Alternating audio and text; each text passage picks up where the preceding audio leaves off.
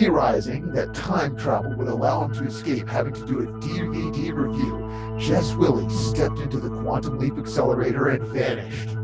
He woke to find himself trapped in the past, facing mirror images that were not his own, and driven by a craving for shawarma to change history for the whatever. His only guide on this journey is Matt, an observer from his own time, who appears in the form of a hologram that only Jess can see and hear. And so this idiot finds himself leaping from life to life, setting wrong what once went right, and hoping each time his next leap will be the leap home.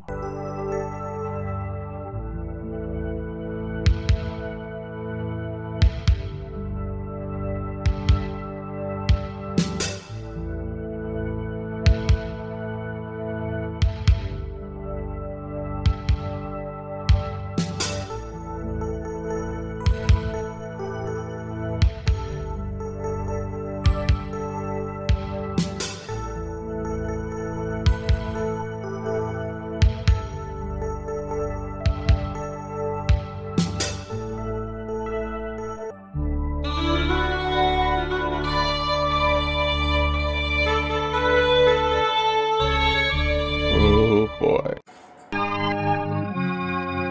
It worked! I'm in the past. I don't have to do any more reviews. Even the ones I promised the cast and crew I'd do for them in lieu of Christmas presents last year. Not so fast there, Jess. Nick is still trying to figure out when you are. Then we can work on getting you back. What? Why? You know, the show must go on. Plus, the guy you're in, he's got important stuff to do. Whose body did I end up in? According to Nick, you're Charles T. Gruen. You live in, Blue...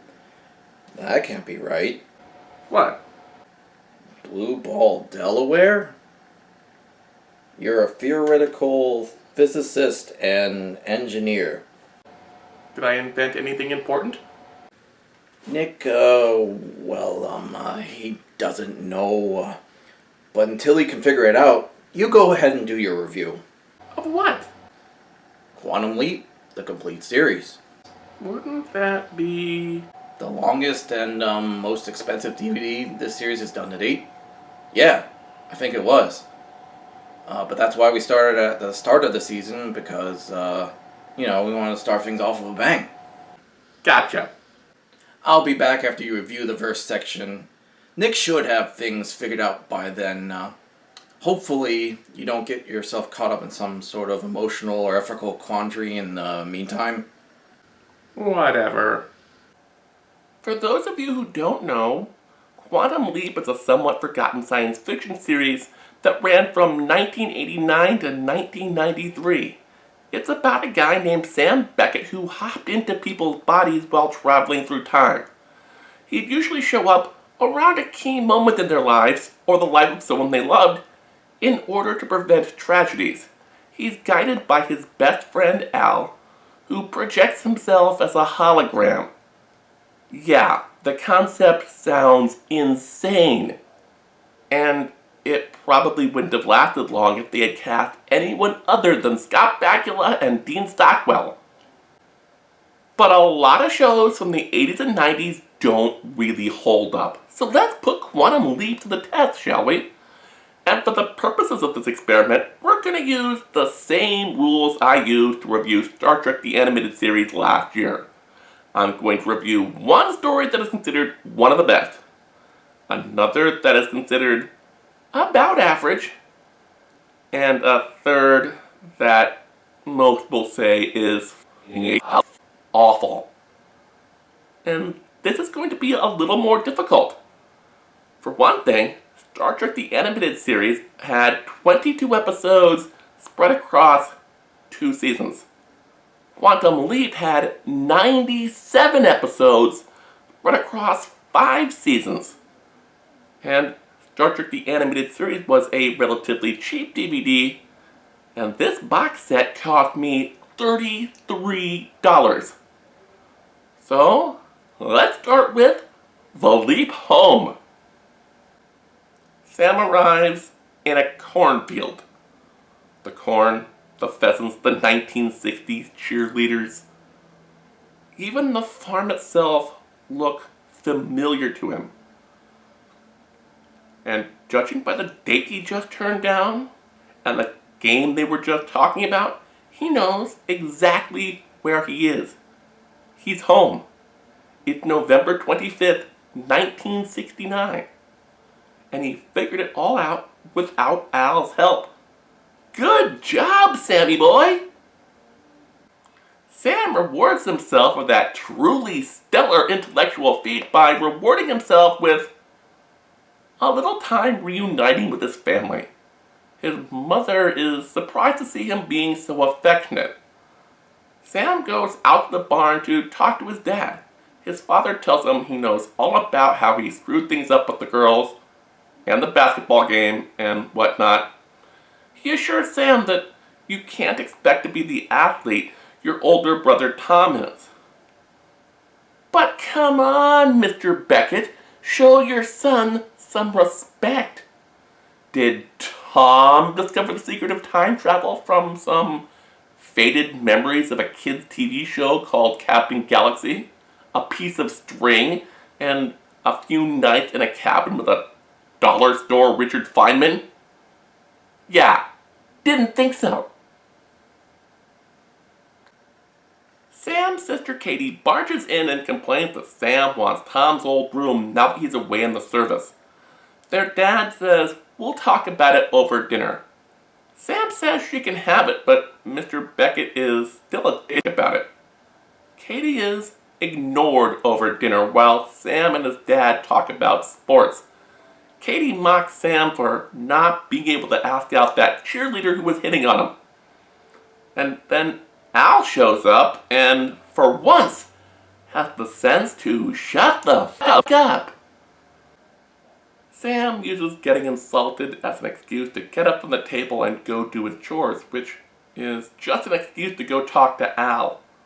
Al sides with his sister, by the way, saying that a grown man's mind in the body of a 17-year-old is a situation that should be taken advantage of. I think in the modern world, Admiral Calavici would be Me Too'd out of the service. But hey, this was the tailhook era Navy, so that's probably how he worked his way up through the ranks to begin with. Al tells Sam that they can skip the whole who, what, and when part of the mission, but the goal of this leap is a little bit odd. In the original history, Sam's team loses the basketball game, and all of his friends go on to shitty lives because they didn't go to college. But Sam is all, fuck that. Every week I'm saving somebody else's life, but right here, right now, my father hasn't had his heart attack, my brother hasn't died in Nam, and my sister hasn't run away with an abusive drunk. Yeah, I know, that sounds like every very special episode ever made rolled into one. But it works, because get this, late in the first season and the early part of the second, they left little hints that this unknown force that was guiding Sam's leaps was God, which would make Sam a prophet, and every prophet has to face their temptation. So Sam was going to help people. He was just working off a me and mine mentality. Al calls Sam a hypocrite, and he's right. In a previous episode, Sam found himself in a time and place where he could have saved Al's marriage to his first wife, the one who was probably his one true love. But Sam refused, saying that changing history that relates to the project could make the project never exist at all, or whatever. But Sam is going forward with his plan anyway because he wants his life back, and if he has to take that life from himself, well, that's just what he's got to do. In the morning, Sam's dad is coughing. He starts looking for his cigarettes. Eventually, Sam admits he threw them out. Not only that, but Sam's dad should watch what he eats. He's on a one-way train to heart attack town. To prevent this, he should switch to a more healthy breakfast. No more bacon and eggs. Meanwhile, Sam's mom and Katie are arguing over Katie's Make Love Not War t-shirt because they won't have such garbage as peace, love, and freedom of speech in this household. This is Indiana, goddammit, and they believe in good old American values. This doesn't mean she doesn't find time to get pissed at Sam for this major change in his dad's diet. I mean, she gets where he's coming from, but he's being kind of a dick about it. Al shows up. Sam finds a quiet place to go sneak off and talk to him.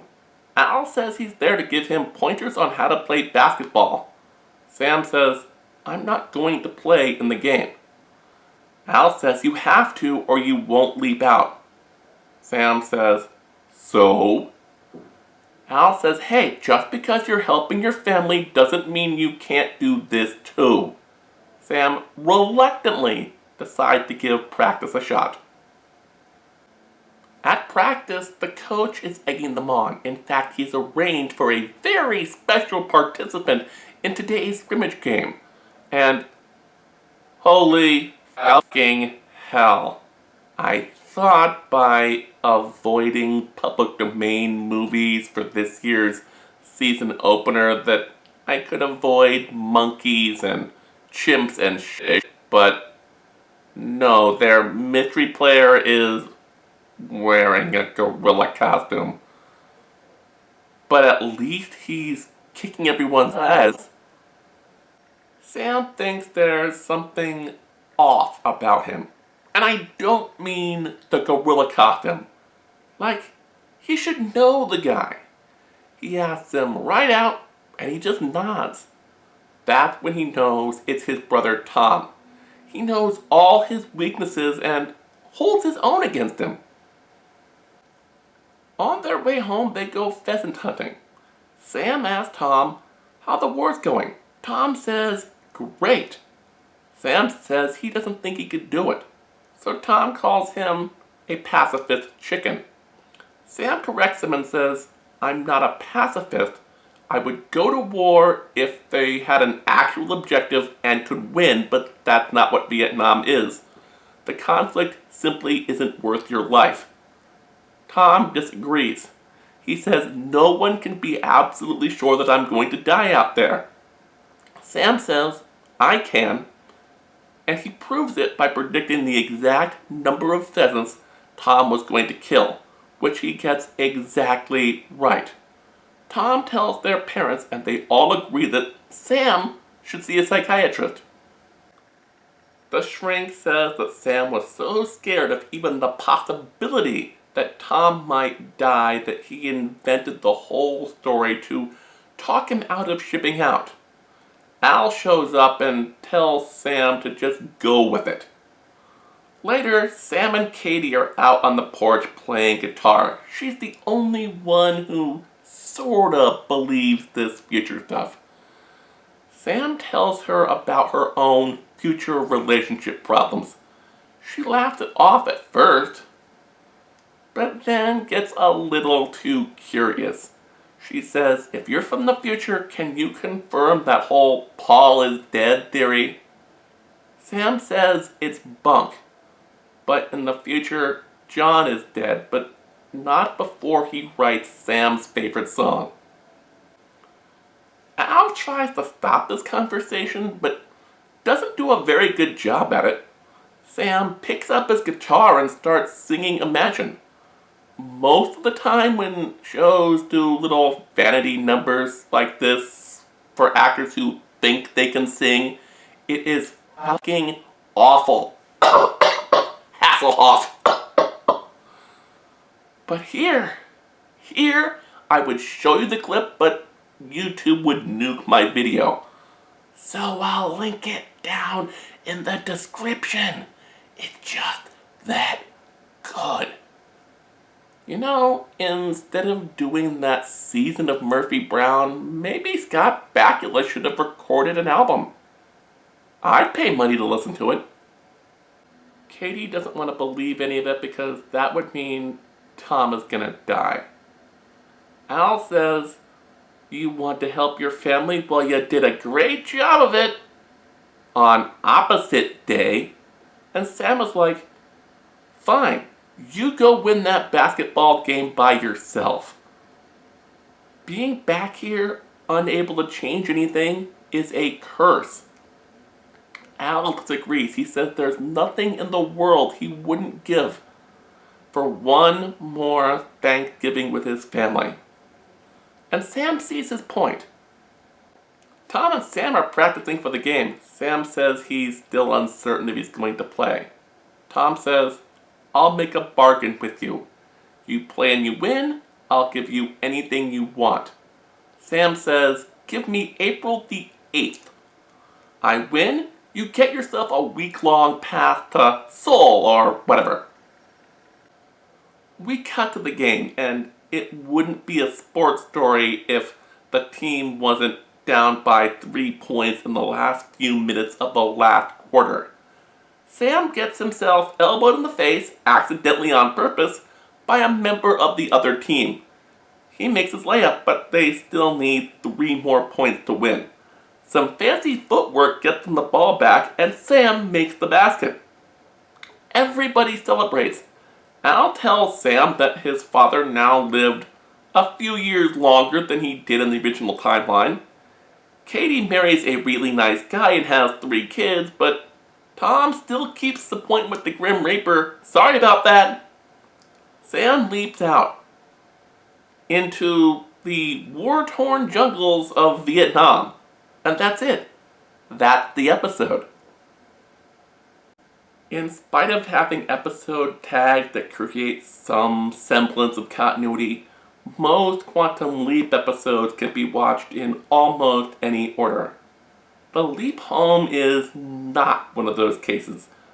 Part 2 picks up right where Part 1 left off, with Sam and his unit in a gunfight with the enemy. He warns them at the last possible second, and not only that, he sees that Tom is there. This time, he knows his mission. Meanwhile, Lois Lane over there is talking to General Dumbass about getting embedded with the unit so she can get a really big story. He says fine as long as the boys come out looking like heroes, so she starts taking some candid photos of activities on the base, including that guy water skiing off of a helicopter.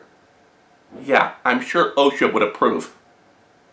As Sam's unit returns to base, Evel Knievel here gets so distracted by the thought of being within 600 feet of a woman for the first time in 6 months that he lets go of the rope and is washed out to sea.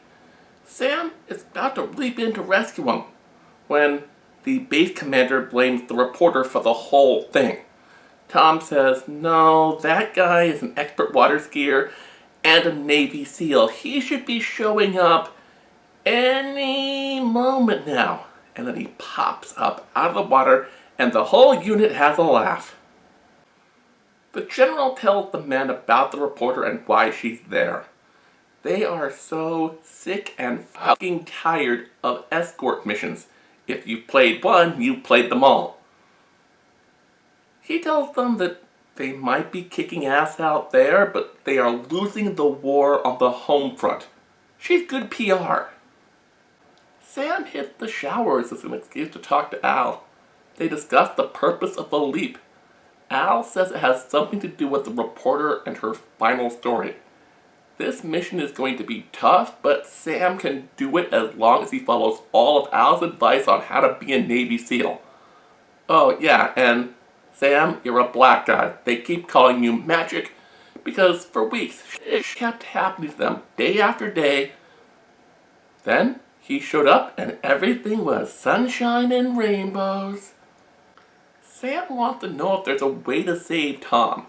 Al checks his comm link and Ziggy says that the records concerning Tom's death are still classified. So if they don't know how he died, they're up-ish creek as far as changing things is concerned. None of the men are happy to have Maggie along, especially since the mission is going to be very high risk. They usually bring the press along on cakewalks. They say this while a servant, a VC defector, is just standing there. They find out Maggie is good at drinking and pool, so they at least let her stick around for the pre-mission party. Al comes in. He says he found an article Maggie wrote about an attack on an ammo dump.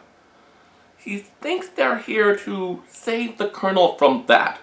So later, they're in a lake down by the ammo dump and nothing. Tom might not be scarred from his experiences in Vietnam, but if I could remember watching Francis the Talking Mule, I'm pretty sure I'd be having PTSD flashbacks. Tom and the others prepare for the mission. Maggie sneaks out to get a few more photos. Tom spots her, grabs her, and drags her back to base. Then he tells Magic to guard the women. Everyone else assumes the colonel is out of jeopardy. Sam calls out and tries to check on everyone. Al notices the frequencies aren't right. Sam fixes it and signals them all clear. Maggie explains to him how she knew about the incident in the first place, and tries to seduce Sam. He goes for it, but only because exposing the mission would mean it's a no-go. But that sorta makes the whole news story a bootstrap paradox. Tom and Sam talk about the mission. Tom tells them what it's really all about. They're going to rescue some POWs. Sam convinces Tom to let Maggie come along, and they begin to plan for the attack. Al says rescuing the POWs, yeah, that makes sense, but this is the mission where Tom dies. They don't know how, but Sam has only made things worse because now Maggie dies too. They're up in the air and Maggie demands they land a little early because she's got to use the little girl's room. Sam decides to go down with her to help her find a latrine. They notice their friendly neighborhood ex-Viet Cong acting a bit suspicious. I suspect that she's a double or triple agent. After Maggie finishes taking a shit, she and Sam find themselves in a trap surrounded by the enemy. Al shows up and says he knows how to rescue the POWs. Sam tells him about the radio problem. Al says, no problem. I can help you avoid the traps so you can get a message to Tom. Tom and Sam start taking out as much of the enemy as they possibly can. They end up calling in the cavalry who destroy the entire village. You know, I'm not exactly sure how committing war crimes is changing history for the better, but who am I to judge? The Viet Cong get away with the POWs. One of them starts to flee and takes aim at Tom. Sam flat out kills her. During the ensuing gunfight, Maggie gets shot. She's dead. They transmit her final photograph to her publisher. Sam notices that one of the POWs was 1960s Al. He turns to him and says, you could have used this leap as a chance to not be in prison for 5 years. But instead you saved Tom's life. You could have been free. Al then gets one of the most powerful lines in the history of the series. I was always free. Up here, I was always free. And then Sam leaps out. I'd say this two-parter is pretty damn good. I can see why my fellow leapers consider this one of the best, if not the best, story of the entire series. It fucking deserves it. But let's move on to something a little more average. Jess, it might not be so easy. Why? Well, Nick, he just figured something out. Oh? Yeah, this Gruen guy invented something, alright. Some sort of ultra-tech machine Later today, he's supposed to test this machine, but this disappears without a trace. Got it. Don't disappear. No problem. No, Jess. You gotta do the test for him. Just like Sam did with that test pilot in the first episode of Quantum Leap. No, nothing like that. Look, just don't change anything, okay? Just don't. I won't. I'll stay here and watch another episode. But only until 3:45. Then you gotta test the machine. Right, got it. Test the machine at 4:53. No, that's wrong. But I'm just repeating what you said. Are you telling me you gave me the wrong stuff? You're just doing a bit. I was? The wrong stuff is one of the more infamous episodes of Quantum Leap. It starts with Sam being scared to death as he's about to be launched into space on a NASA rocket. But he's an astrophysicist, among other things, so he shouldn't fuck that up too badly. Unless it turns out to be a simulator. And, oh yeah, no, just fucking no. Sam Beckett is not... Okay, he totally is a chimp named Bobo. And the stress of going in the simulator in the middle of a leap almost kills him. Sam doesn't realize this until Science Lady decides he needs a checkup and a diaper change, which is something Sam has no desire to go along with.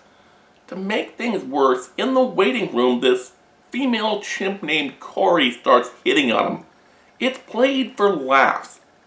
Look, I didn't watch this show much during its original run, but if I had, I'm pretty sure I would get the same sort of intrigued yet repulsed feeling I got the first time I saw Disney's The Sword in the Stone.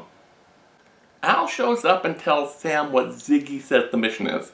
They've got to make sure that Bobo and Corey make it to space, which is fine because NASA has never let a chimp die in the final frontier. People, yes. Chimpanzees, no. They're too important. Sam decides to leave Science Lady a note. Al says don't do it. It'd be dangerous not only for the time stream, but for Bobo. The Pentagon would order him to be dissected. Decades from now, the footage would leak and turn into a Fox TV special hosted by Jonathan Frakes. Man, I know it's the season premiere, but what's with all the callback jokes this week? Another scientist shows up. He and Science Lady have their meet cute. They start exchanging science facts. Most of them plot relevant, like chimps can't swim. Eventually he says, hey, can you pick your astro chimps already? I need some test subjects for my own experiments, which totally don't kill chimps for no reason. Sam won't go in his cage no matter how much people try to get him to do it. I don't blame him. Corey's getting kinda handsy. Al shows up and explains how this ridiculous and stupid leap is even possible. Human beings and chimpanzees share 99% of their DNA in common. Apparently, you can even transfuse human and chimp blood with very little difficulty. So why not brainwaves? I haven't seen a concept this ridiculous since Spock's brain. Al has found more info. Science Lady was raised around chimps. That's why she's the one who gets to pick the astronaut candidates. But it has to be Bobo and Corey. Otherwise, something horrible is going to happen to all the chimps in the project.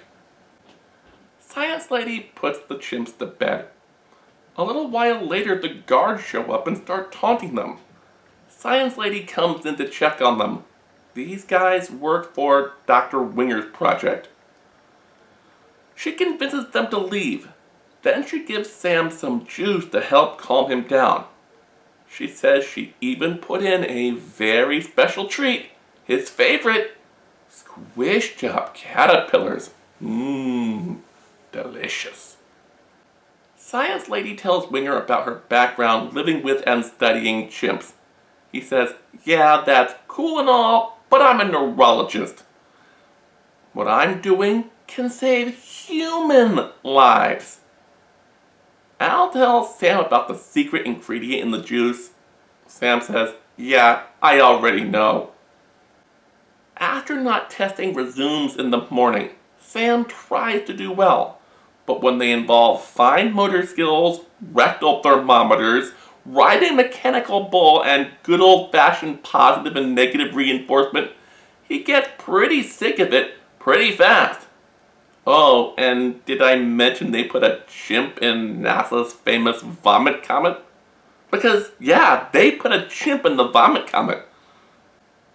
Bobo and Corey wash out of the astronaut program. That night, the guards come back to taunt them.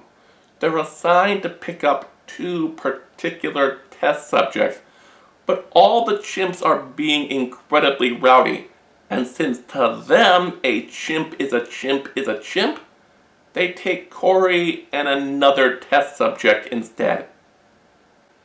Al shows up and says he's found out more about Winger's project and why it was classified. Science Lady walks in and notices some of her chimps are missing. Sam tries to explain it to her using charades. There's a small, self-loathing part of me going, Dookie, Dookie, no, Dookie, no, Dookie. But she figures it out. Corey is in Winger's head trauma lab. She interrupts his experiment and says, what the hell do you think you're doing? He says, can't you see I'm throwing heavy objects at a chimp wearing a helmet I designed? Chimps are similar to humans. If they survive, so will we. She says, don't be stupid. Chimps have greater muscle mass and bone density than we do. Your experiment proves jack and shit. Winger says the differences are minor, but do you think I like experimenting on chimps? No, but the needs of the many outweigh the needs of the few. Or the one. But if you want your chimp back, fine, you can have her.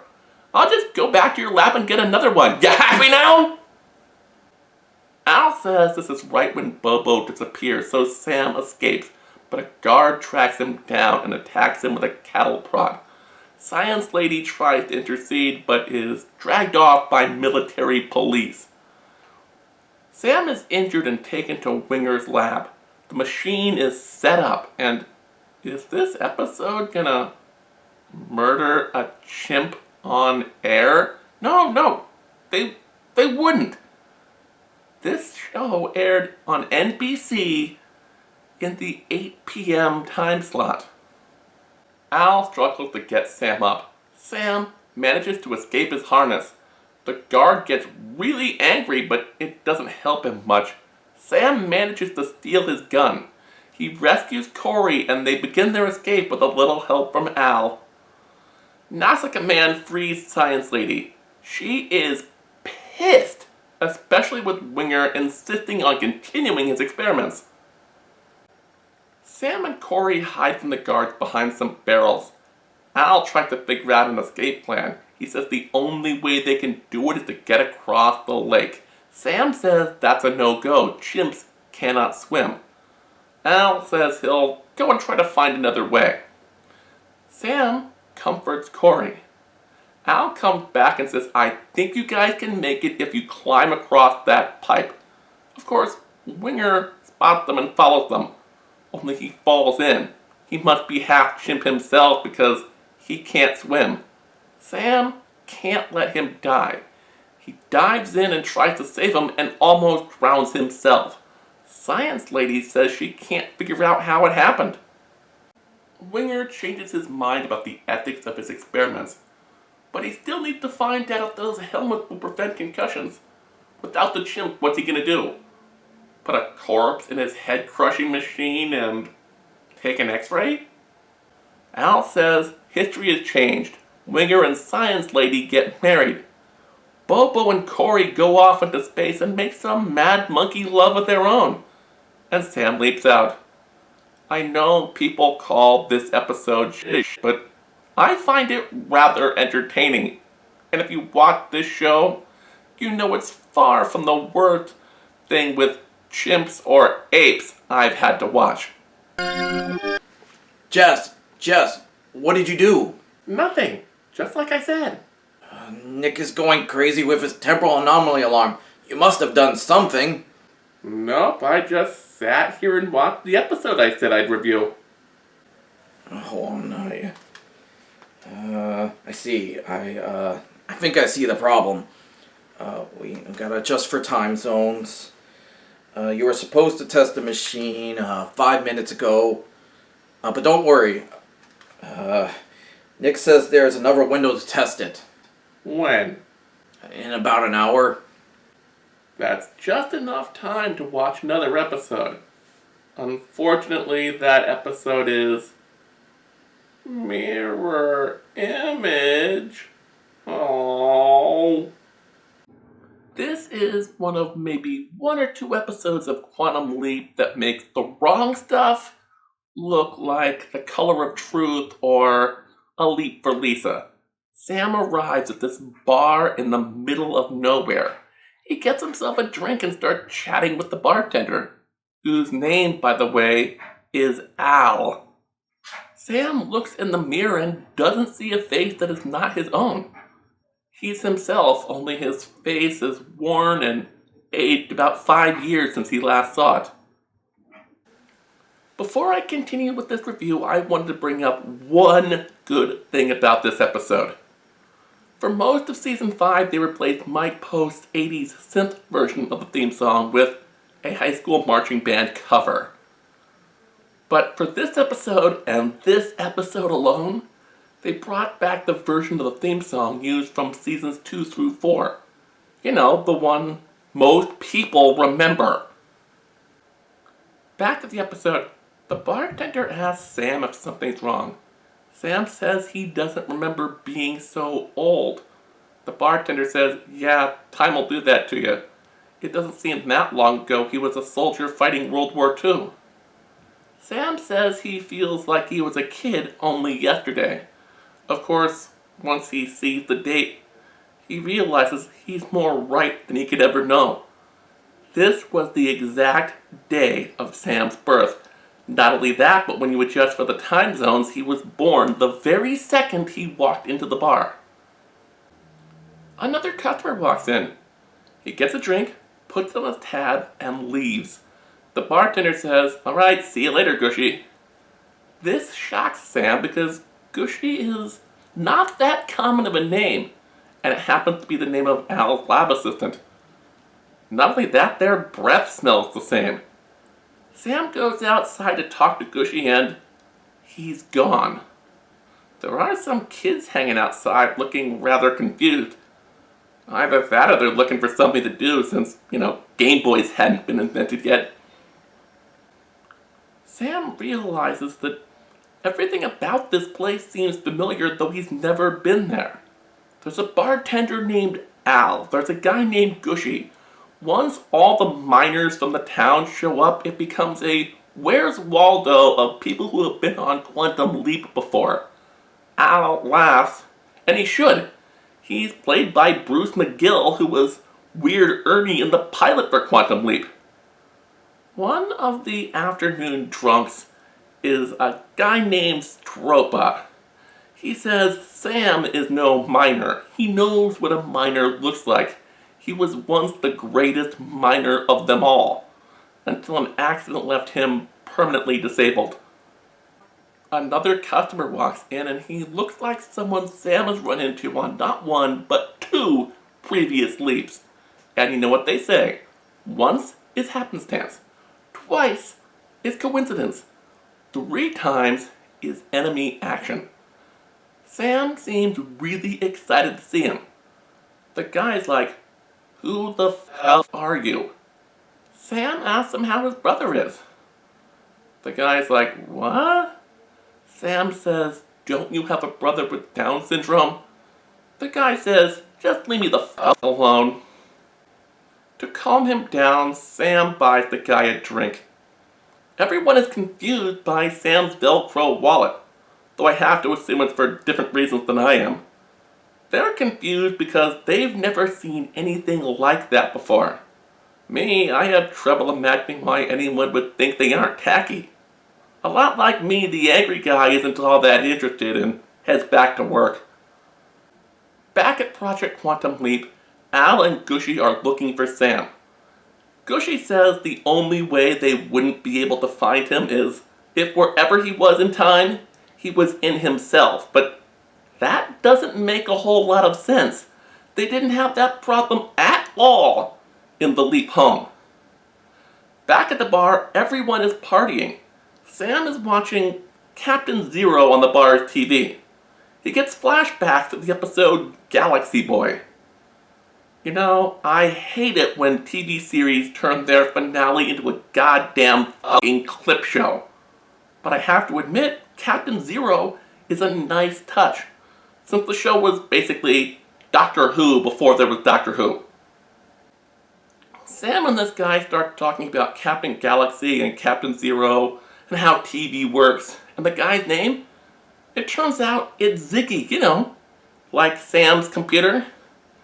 The only difference between the two is that Sam's Ziggy is the smartest AI ever built. Oh, shut the fuck up, you! And this Ziggy is, in his own words, so dumb that the only reason he wasn't a machine gunner in World War II was that he failed the written exam. Stropa wants to know what Sam's deal is. Al says, leave the man alone and take a beer. I'll forget to bill you. Stropa says, you forget nothing, Al. Al says, you're right. If I did, everything would go caca. Then we get another clip, this time from the pilot. Sam wants to know why Al used that particular expression. He says it's a perfectly common phrase used by perfectly common men. Sam says, bullshit. Al says, fine, you want the truth? Give me a nickel. Play the jackpot. If you win, I'll give you your answer. But his fracture doesn't pay off. Al and Gushy are still trying to find Sam. Gushy says it could take them days, weeks, months, or even years. Al tries anyway. He says he'll take his meals in the imaging chamber if he has to. Back at the bar, everyone apart from Stropa is enjoying a poker game. The game is about to be called when the whistle blows, indicating an accident at the mine. The angry guy, his brother, and everyone else on their shift is trapped in a collapse. The men rush to the mine. Stropa tells Sam to pretend to be a mining inspector, but that's what he suspects he is anyway. The men want to go in and rescue their friends, but the owner says, that's not a good idea. One spark and the whole place could go up. So it's a bit of a catch-22. If they do nothing, the people trapped die, for sure. If they do something, there's a chance the people trapped will die, and so will their rescuers. Al hints that he knows the truth about Sam. He says, you're not here for that. Not directly. Sam asks how he can possibly know that. Al lists off the ingredients of a bartender. Part philosopher, part psychiatrist, and part psychic. In other words, Hollywood bullshit. He just knows.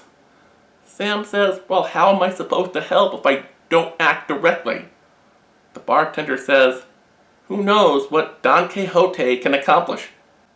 Sam is sick of cryptic bullshit. He wants to know who Al is, and he wants to know now. Al says, I'm just a simple bartender. Sam says, yeah, one who knows everything. Al says, only God knows everything. And then laughs his ass off because Sam thinks he's God. Sam and Stropa commiserate on their mutual impotence in this situation. Stropa says that Sam should keep up his charade of being a mining inspector. Everyone goes back to the mine, only this time they have a piece of paper sealed in wax, which Sam claims is a signed order that would allow him to go down there. Like a true Karen, Sam tells the guard that He needs to go speak to his manager. Then he drops the paper accidentally on purpose. The other miners use this as an excuse to go down there. Stropa manages to save the people who are trapped.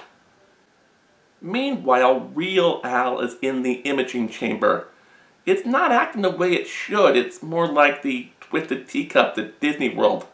But he is able to figure out that wherever Sam is, it's his birthday. He just doesn't know which one. Sam and Al the bartender are talking about real Al. In particular, a time when Sam coulda and shoulda helped Al, but he didn't. In a way, he blames himself for the disintegration of Al's first marriage. Al the bartender says, "You sound like a man with a guilty conscience." The crowd comes in, cheering for Stropa and how he saved the people who were trapped. Then, Stropa is bathed in blue light and disappears? And no one seems to remember he was ever there. Back up a minute. Stropa leaps out. Is Stropa another Sam? Or another leaper entirely? What the hell? Sam wants to know what happened to him. But everyone looks at him like he's crazy. Except one guy. He wants to know how Sam knows about Stropa. Yes, he was the greatest miner of all time. But he died in an accident more than 20 years ago. Real Al is in a time storm and he looks like he's gonna puke. Gushy says, "Well, that's it. We've looked at all of Dr. Beckett's birthdays." Al asks, "Did you try the actual day he was born?" "Why not start there?" Dumb Sam. Sam goes to bartender Al and asks, "What the hell is going on?" You do know you're not the only one asking that, right, Sammy boy? The bartender says, "Oh yeah, that's Stropa thing. It happened. Stuff like that happens all the time. It becomes passé after a while." Sam wants to know how. Al says, "How should I know? I'm just a bartender." Sam gets fed up and straight out asks him if he's the unknown force that's been guiding him through time. Al says, "No, that would be you, asshole. You could go home or anywhere else you want to go at any time, but you don't." Sam calls bullshit. Al says, "I'm telling you, man, it's all you." Real Al shows up. Sam goes out to talk to him. He tells him about everything that's happened, even Stropa. Al says he had an uncle named Stropa, but he thinks Sam is having a nervous breakdown and he's got to go talk to Gushy about something. Sam goes back to bartender Al. Al says, "You know, there's a way I can prove I'm telling the truth. Is there somewhere else you'd rather be?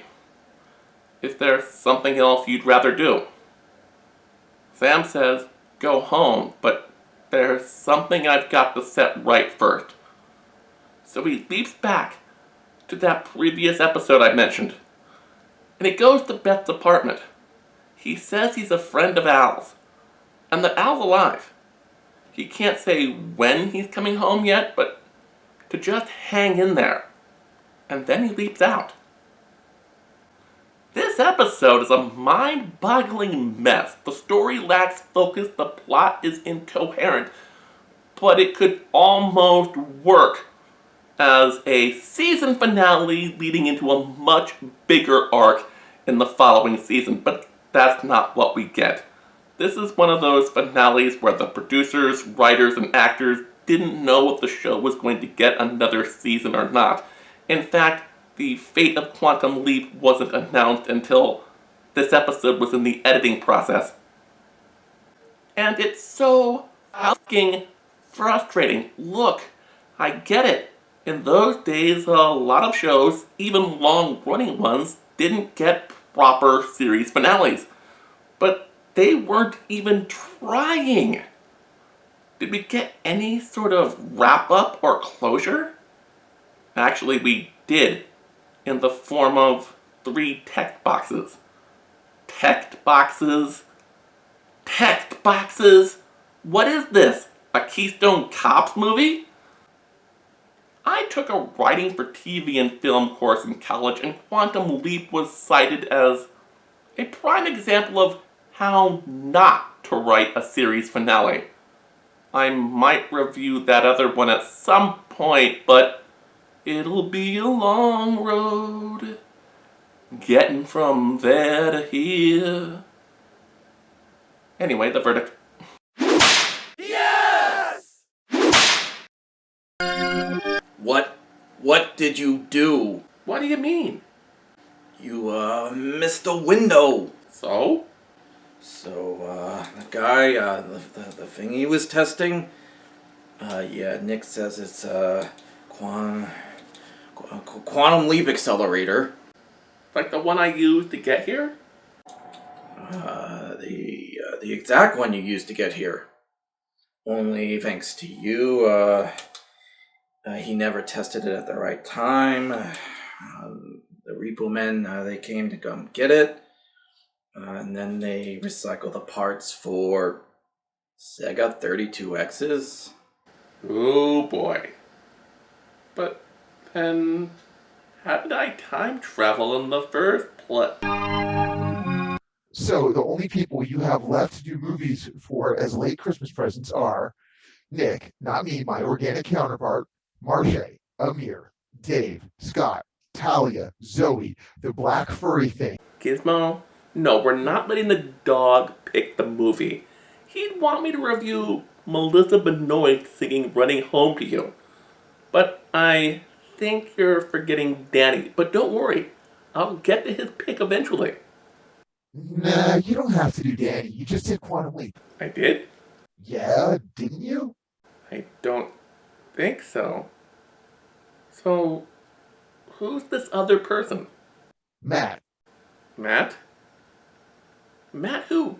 Do I know a Matt? He's been your best friend for years. I think I'd remember that. Forget about it. I have to go pick the next episode. Ahem.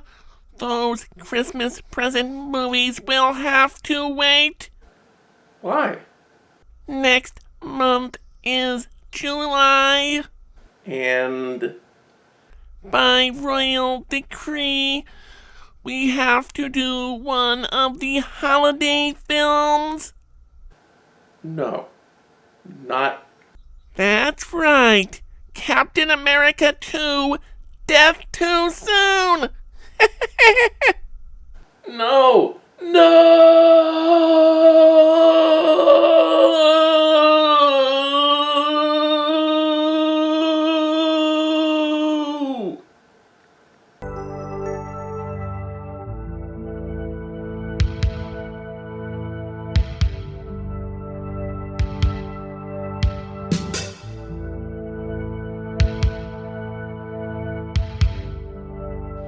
If you liked this video, please hit like and subscribe. And if you don't want the green screening to look like crap next time, I suggest visiting patreon.com/ParodyErrorFilms. That way I can buy a lighting rig that I can use to better accommodate the green screen that won't set the house on fire.